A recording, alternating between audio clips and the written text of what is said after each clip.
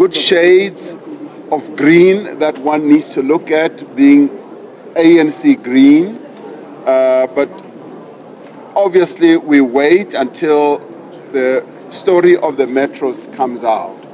And I'm sure once it comes out, people will be surprised that the ANC, which they thought will be on its knees, falling, will be rising to the top once again. I'm confident our people do have confidence in the ANC. But I'm concerned, Deputy President, that there appears to be some decline. No, for a party that has almost 15 million people voting for it, in opposed to what we had the last time, which was like 11 million, that my simple arithmetic tells me that that is not a decline. It is a rise in the number of people who are voting for us as the ANC. You will be able to measure whether there is a decline finally once the result comes out in totality. And I think it's a bit premature at this stage to begin to do an analysis, as it is always premature to read, somebody's tombstone before they die.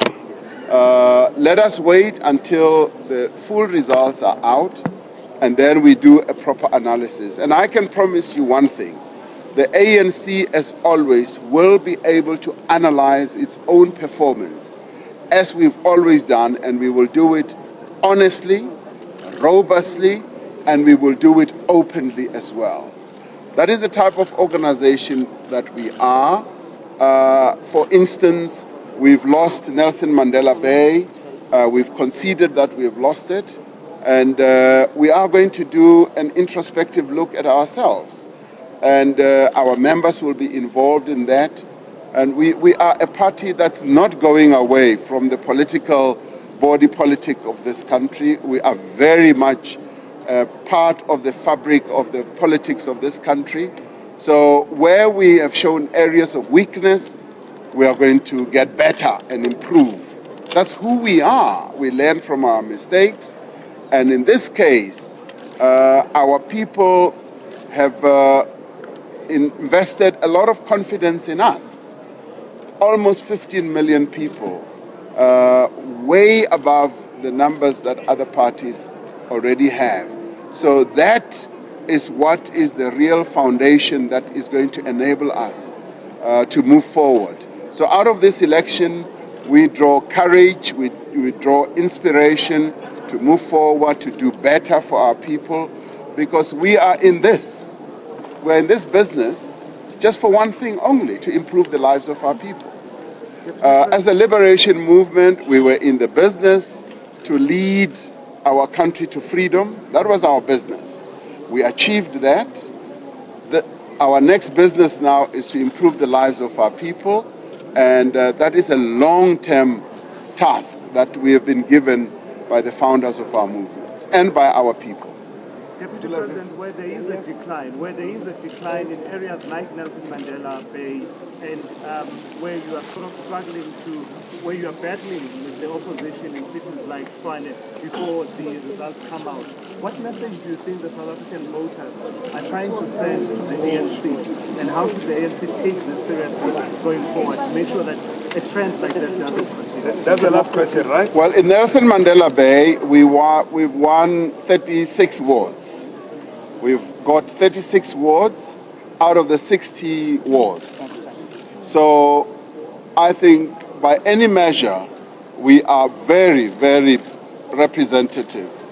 And it is the proportional representation configuration that always acts against any party that does not get as many of its supporters to the polls. So when you look at it, you've got to analyze exactly how that ended up with the result that it is.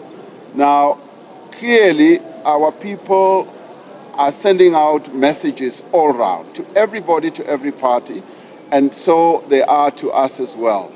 And we are going to, as we do our analysis, we are going to listen very, very carefully to both the vocal messages from our people, the silent messages from our people, and we are going to analyze those.